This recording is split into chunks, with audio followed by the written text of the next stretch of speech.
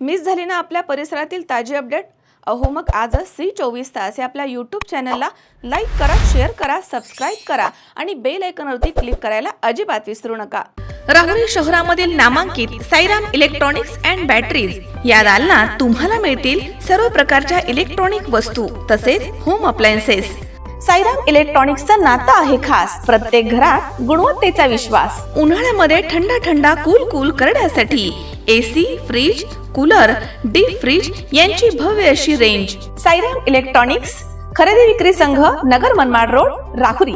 तेव्हा आजच साईराम इलेक्ट्रॉनिक्स या दालनाला भेट द्या आणि आनंदाची सुरुवात करा. Sairam hospital test tube baby centre. नमस्ते, मी डॉक्टर सोनाली माने, साईराम हॉस्पिटल राहुरी, वंध्यत्व तज्ज्ञ व एम्ब्रॉलॉजिस्ट तज्ज्ञ. आपल्या इथे IVF बद्दल अत्याधुनिक उपचार पद्धती उपलब्ध आहे. तर त्यामध्ये IVF, ICSI, embryo donation, egg freezing, sperm freezing तसेच सरोगसी माताबद्दल सल्ला पण आपल्या इथे दिला जातो. आपल्या इथे हमखास गुण येण्यासाठी प्रयत्न केले जातात. साईराम हॉस्पिटल, लॅप्रोस्कोपिक सेंटर आणि test baby centre, court area, Bhagyashree हॉटेलच्या पाठीमागे, राहुरी. पाठदुखी, कंबरदुखी, खांदादुखी, सांधेदुखी तसंच मणक्याच्या आणि पॅरालिसिस आजारांपासून डॉक्टरकडे जाऊन वैतागले आहात का? तर आहे ना राहुरीमध्ये आयुर्वेदिक खात्रीशीर उपचार. Doctor Melavane hospital and spines care therapy centre, Rahuri bus stand समोर. डॉक्टर केतन धनंजय मेळवणे. संपर्क 9890 42 52 40. 25 वर्षाची परंपरा. Doctor Melavane hospital. असं आहे की आपण आंदोलनं केली पाहिजेत का? नक्की केली पाहिजेत. विरोधकांनी चांगल्या कामाला नाही, परंतु जर काम चांगल्या प्रकारचं होत नसेल तर विरोध हा केलाच पाहिजे. ते त्यांचं लोकशाहीत राहतो म्हणून तो त्यांचा अधिकार आहे असं म्हणायला हरकत नाही.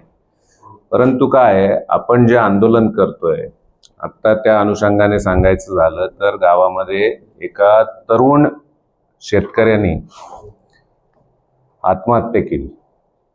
दुर्दैवाची बाब आहे. आणि त्याच्या खोलात गेल्यावरती खाजगीमध्ये असं कळालं की व्याजाच्या काहीतरी पैशांवरून हा विषय झालेला आहे. मग ते पैसे कोणी दिले, काय दिले, याच्या जर खोलात गेलो तर मला असं वाटतं हे आंदोलन करायची खरंच गरज आहे का? याबाबत मला सविस्तर ज्यावेळी माहिती मिळेल त्यावेळेस तर मी देईलच. परंतु जे काही विरोधक आंदोलनं करत असतील यांनी पहिले नगर परिषदेची आर्थिक परिस्थिती काय आहे, काय नाही याचा सगळ्याचा माहिती घेतली पाहिजे. उगाच फक्त राजकारणाचा भाग म्हणून या गोष्टी करणं चुकीचं आहे. नगर परिषदेची आर्थिक परिस्थिती पाहता आज रोजी मागचे बरेचसे देणे आहेत. त्यामुळे जे काही यांचं म्हणणं आहे की काय रस्त्यांवरती मुरुम टाकला पाहिजे किंवा काय त्यासाठी आंदोलनाचा विषय आहे, तर यामध्ये नगर परिषद रस्त्यांची कामच घेणार आहे. रस्ते काही एका दिवसात खराब झालेले नाही आहेत. रस्ते गेल्या 2-4 वर्षांमध्ये खराब झालेले आहेत. मी निवडणुकीच्या म्हणजे राजकारणाचा भाग थोडा बाजूला ठेवला तर निवडणुकीच्या वेळी मी जाहीर सभांमध्येही सांगितलं होतं, खाजगीमध्ये जिथं कुठं बैठका झाल्या छोट्या छोट्या कॉर्नर मीटिंग्स, त्याही मीटिंग्समध्ये मी सांगितलं होतं की नगर परिषदेची सध्याची परिस्थिती बघता जरी आम्ही निवडून आलो तरीही पुढच्या कमीत कमी 1-1.5 वर्षाचा काळ हा अवघड राहणार आहे. आपल्याला कामांच्या बाबतीत थोड्या अडचणी येणार आहेत.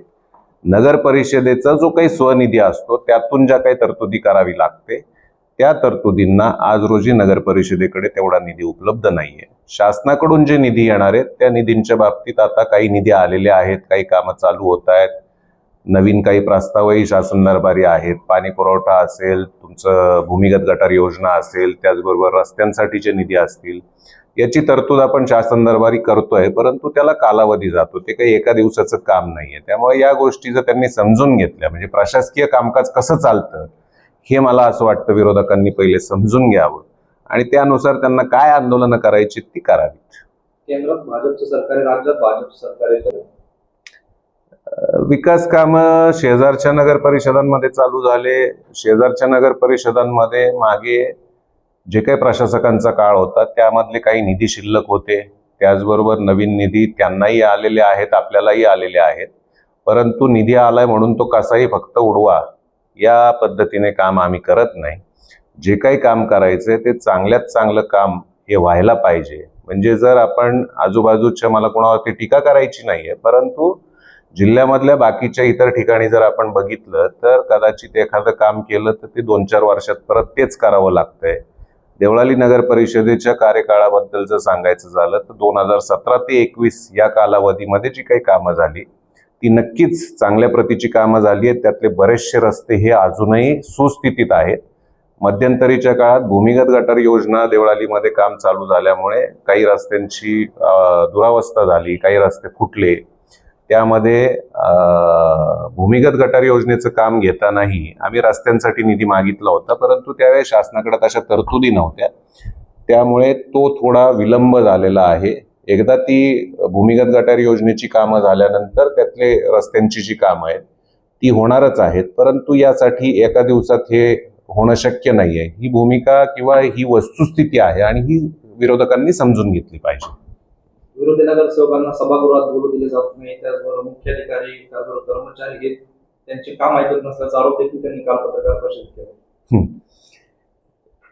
सभागृहात बोलायचा अधिकार हा प्रत्येकाला असतो, फक्त आपण मुद्देसूद बोललं पाहिजे. सभागृहाचं कामकाज जे आहे हे ज्या पद्धतीने चालतं त्या पद्धतीने जर तिथं कोणी बोलत असेल तर त्याला नक्की बोलू दिलं जातं, परंतु आपण विषयावर बोलायचं सोडून जर दुसरीकडे तो विषय डायव्हर्ट करायला लागले तर त्याबाबत मला वाटतं की कोणी ऐकून घेणार नाही.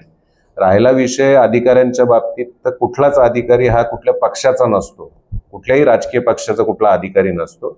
अधिकारी आणि पदाधिकारी यातला हाच फरक आहे आणि अधिकारी हे योग्य पद्धतीचं कामकाज जर तुम्ही सांगितलं तर मला वाटतं कधीच नाही म्हणणार नाहीत. परंतु अधिकाऱ्यांनाही आर्थिक परिस्थिती काय आहे काय नाही, त्याच्या मंजुऱ्या कशा द्यायच्या कशा नाही, यामध्ये मी सांगितलं म्हणजे मी नगराध्यक्ष आहे म्हणून मी सांगितलं आणि ते काम झालं असं होत नाही. जरी मी सूचना केल्या किंवा मी जरी एखादं काम प्रस्तावित करायला सांगितलं तर त्याला प्रोसिजर आहे, त्याला इस्टिमेट तयार करणं असेल, त्याच्या तांत्रिक मंजुऱ्या घेणं असेल, त्यानंतर त्याच्या खर्चाची काय तरतूद आहे त्याप्रमाणे त्याची प्रशासकीय मान्यता घेणं असेल, त्यानंतर टेंडर प्रोसेस असेल, या सगळ्या गोष्टींना जो काही कालावधी जातो त्यामुळे त्याला कुठल्याही कामांना विलंब हा होतोच. देवळाली पालिकेत दारूबंदी, नगर परिषदेत दारूबंदी झाली पाहिजे अशी देखील सरसकट मागणी आहे.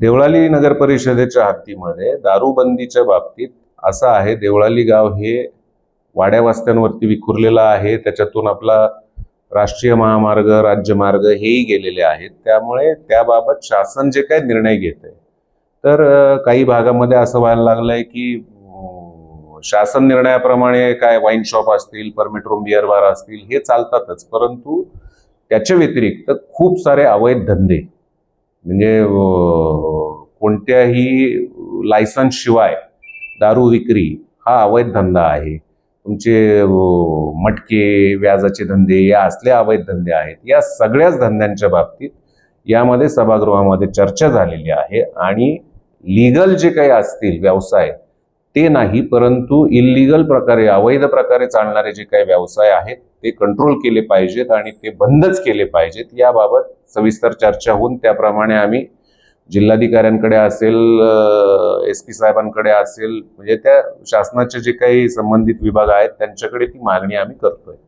वारकऱ्यांना टँकरने पाणी पुरवठा केला गेला नाही, त्याचबरोबर पाणी दिलं गेलं नाही. राहुरी नगर परिषदेकडून टँकर पुरवठा लागला, त्याचबरोबर ATM द्वारे पाण्याची वारकऱ्यांना पाणी दिलं गेलं.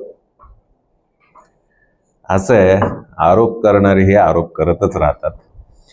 ATM बसवलेला आहे नगर परिषदेने, तर त्या बाबतीत मी सविस्तर खुलासा आपल्याला आत्ताच करतो की पूर्वी 90,000 लिटर ते 1,25,00,000 लिटर पर्यंतचं दररोजचं पाणी हे आपल्या टाकीवरून जात होतं. आजूबाजूची गावं आहेत तिथले लोक भरून नेत होते, परंतु त्याच्या खोलात गेल्यावरती माहिती आम्हाला अशी मिळाली की आपल्या भागामध्ये दूध धंदा हा बऱ्याच मोठ्या प्रमाणात आहे. देवळालीमध्ये काही चिलिंग प्लांट असतील, मोठ्या डेऱ्या असतील, इथं बाहेरच्या गावांमधून दूध येतं आणि जाताना ते कॅन धुण्यापासून ते भरून नेण्यापर्यंत हे नगर परिषदेच्या टाक्यांवरून होत होतं, ज्याचं तिथं आरेरावीची भाषाही अनेक जणांनी त्या काळात केली.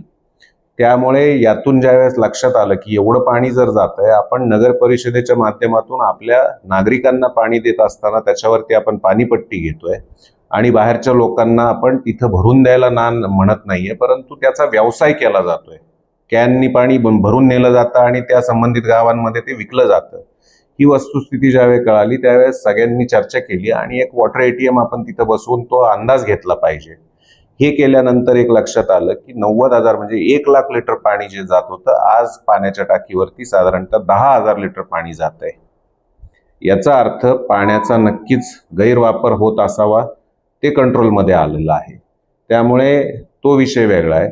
राहिला विषय टँकरच्या बाबतीतला, तर अल निनोच्या धर्तीवरती यावर्षी माननीय जिल्हाधिकाऱ्यांनी शासनाचा निर्णय बाकीच्या नगर परिषदांमध्ये, बऱ्याचशा नगर परिषदांमध्ये दिवसाआड असेल, 2 दिवसाआड असेल, काही ठिकाणी 4 दिवसाआड पाणी पुरवठा केला जात होता. आपल्यालाही तशा सूचना आल्या होत्या. मी त्या संदर्भात माननीय जिल्हाधिकाऱ्यांना भेटलो, त्यांच्याशी चर्चा केली. देवळाली प्रवरा हे शहर जरी असलं तरी वाड्या वस्त्यांवर विखुरलेलं आहे. बऱ्याच मोठ्या प्रमाणात येथे दूध धंदा आहे. जवळपास 10,000 प्लस जनावरं इथं असू शकतात. ही एक टेंटेटिव्ह आकडा आहे. त्यांच्याशी ती सखोल चर्चा केली आणि त्या सगळ्या जनावरांना नगरपालिकेचं जे पाणी जातं आपलं, ते पिण्याची सवय लागलेली आहे. जर ते पाणी मिळालं नाही तर ती जनावरं पाणी पित नाहीत. त्याचा परिणाम हा दूध धंद्यावर होतो. त्या अनुषंगाने आम्ही अल्टरनेट डे नाही करू शकणार, दिवसाआड पाणी पुरवठा नाही करू शकणार, परंतु एखादा दिवस आम्ही आत्ता सुरुवातीला बंद ठेवतो. जर गरज लागली तर तो नंतर कालावधी आपल्या सल्ल्याने किंवा आपल्याशी चर्चा करून वाढवू, हे जिल्हाधिकाऱ्यांशी बोलून आलो होतो. या 1 जुलैपासून ती अंमलबजावणी करायची ठरली होती. आठवड्यातला 1 दिवस पाणी पुरवठा बंद ठेवायचा ठरला होता. तो रविवारचा दिवस ठरत असताना लक्षात आलं की शनिवारी लाईटचा प्रॉब्लेम येतो. त्यामुळे शनिवारीही पाणी पुरवठा विस्कळीत होणार, रविवारीही पाणी पुरवठा होणार नाही, या अनुषंगाने ठरवून आपण शनिवारचा दिवस तो फायनल केला. त्यामध्ये अधिकारी होते, पदाधिकारी होते. या सगळ्यांशी चर्चा करून स्थानिक नागरिकांना माहिती देऊन सोशल मीडियाच्या माध्यमातून असेल, व्हॉट्सअप, फेसबुकच्या माध्यमातून असेल, तुमच्या नगर परिषदेच्या कर्मचाऱ्यांच्या माध्यमातून असेल, आमच्या घंटागाड्यांवरती अनाउन्समेंट करून असेल, सगळ्यांना त्याची पूर्वकल्पना दिलेली होती. त्यामुळे एक शनिवार असं झालं की योगायोगाने मी त्यावेळेस सायकलवारी चालू होती, त्यामध्ये मी सहभागी झालो होतो. आम्ही पंढरपूरला गेलेलो होतो. मला 1-2 फोन आले की पाणी पुरवठा चालू करा. तर शनिवारी पाणी पुरवठा बंद असताना पाणी पुरवठ्याच्या सध्याच्या परिस्थितीमध्ये अनेक ठिकाणी मेंटेनन्सची कामं आहेत. तर शनिवारचा पाणी पुरवठा बंद आहे, तर त्या दिवशी बाकीकडे मेंटेनन्सची कामं करून घेण्यात यावी, अशा स्पष्ट सूचना संबंधित विभागाला दिलेल्या होत्या. त्याप्रमाणे त्यांचं ती नियोजन चालू होती आणि अचानक तो पाणी पुरवठा सोडण्यासाठी मॅनपॉवर उपलब्ध होऊ शकत नाही. जिथं कुठं दिंडे येत आहेत किंवा पाण्याची जास्तीची गरज लागणार आहे, एक तर सगळ्यात पहिले मी असं म्हणेल की आपल्याला माहिती आहे, पूर्वनियोजित कार्यक्रम आहे, तर आपण नक्कीच पाण्याची व्यवस्था ही आधी करून ठेवायला पाहिजे होती. परंतु तरीही अडचण आल्यानंतर टँकर भरून द्यायची व्यवस्था केलेली होती. नगर परिषदेकडे जे काही 2, 4, 5 टँकर असतील ते ऑलरेडी बुक झालेले होते, ते संबंधित ठिकाणी गेलेले होते. जर सत्यजित कदमकडे किंवा कुठल्या एखाद्या ठिकाणी दिंडी येणार आहे, त्या ठिकाणी ऑलरेडी गेलेला टँकर आहे, तिथे दिंडी आलेली आहे आणि त्यावेळेस जर दुसरा कोणी फोन केला आणि मला टँकर द्या अचानक म्हणायला लागला, तर ते शक्य होत नाही. त्यावरती मार्ग आम्ही काढला होता की त्या दिंड्यांबरोबर टँकर असतात किंवा आपल्या गावात दुसरं कोणाचं आपल्या जवळपासचा टँकर असेल तर तो पाठवा, तो नक्की भरून दिला जाईल. मी त्याची आकडेवारीही घेतली. त्या शनिवारी, ज्या शनिवारी ही घटना घडली त्या शनिवारच्या संध्याकाळपर्यंत 36 टँकर हे ऑलरेडी भरून दिलेले होते. त्यामुळे असं कुठंच केलं गेलेलं नाहीये की दिंड्या आल्या तर पाणी बंद ठेवलं मुद्दामून किंवा मुद्दामून टँकर दिला नाही. परंतु टँकर उपलब्ध असेल तर तो दिला जाईल. जर आपण आधी त्याची पूर्वकल्पना दिली तर तो दिला जाईल. अचानकपणे त्याचं नियोजन होऊ शकत नाही. राहुरीहून टँकर आला नाही आला, राहुरीहूनच नाही, मी सांगतो की देवळालीचा टँकर अगदी पारनेरपर्यंत पाठवला. मान्य जिल्हाधिकाऱ्यांनी तशा सूचना केल्या होत्या की टँकर असतील, तुमचे सक्शन मशीन असेल, या व्यवस्था दिंड्यांसाठी कुठं कुठं कोणी कराव्यात, त्याबाबतच्या सूचना दिलेल्या होत्या. त्याप्रमाणे देवळाली नगर परिषदेची सगळी यंत्रणा ही देवळालीमध्ये नसून काही जिल्ह्यातल्या बाकी काही गावांमध्ये द्यावी लागलेली आहे. त्यामुळे हे जे काही दिंड्यांचं नियोजन होतं आणि ज्यांच्याकडे कोणाकडे दिंड्या येणार होत्या त्यांनी थोडं पूर्वनियोजन हे ठेवायला पाहिजे, असं माझं वैयक्तिक मत.